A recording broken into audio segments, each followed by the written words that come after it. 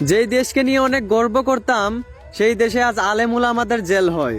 যেই দেশকে অনেক সম্মান করতাম সেই দেশে আজ 6 বছরের শিশু ও দর্শন হয়।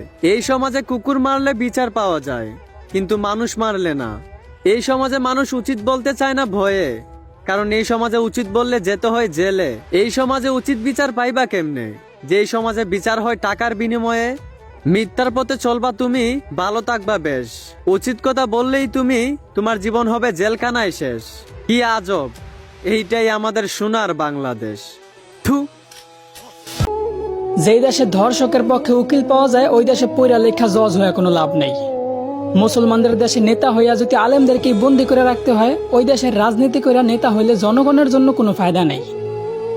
95% মুসলমানের দেশে যদি মুসলমানদের কষ্টগুলাই তুলে ধরা না যায়, ওই দেশে নামি দামি সাংবাদিক হইয়াও কোনো লাভ নেই।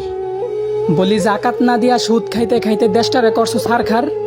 এখন সূর্যের তাপ গায়ে লাগে তাই তোমাদের বৃষ্টির দরকার। আলেমদেরকে বন্দি করে আবার আলেমদের মাধ্যমে আল্লাহর কাছে বৃষ্টি কামনা করলা। বিষয়টা এমন হইল না যে কোনো এক ফল গাছের গোড়া কাটা ফালাইয়া সেই গাছ থেকেই আবার ফলের আশা করলা।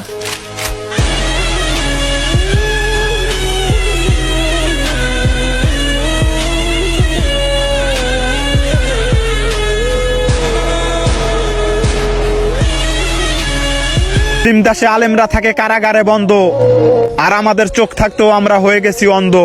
মুসলিম দেশটাকে বিধর্মীদের দালালি করে ধ্বংস করতে চায় যারা, একদিন জনগণের পিছার বাড়িয়া জোতার মালা গলায় দিয়া বাংলাদেশ থেকে লাঞ্ছিত হয়ে বের হবে তারা। ভালো লাগলো ভাই আপনাদের তিনজনের কথা শুনে। আপনারা খুব ভালো কাজ করেছেন, এটাই ভাই সত্য কথা। আর সত্যি বলতে কি, আমাদের সোনার বাংলাদেশে এটাই নিয়ম। ভদ্র মানুষগুলা জেলে থাকে আর খারাপ মানুষ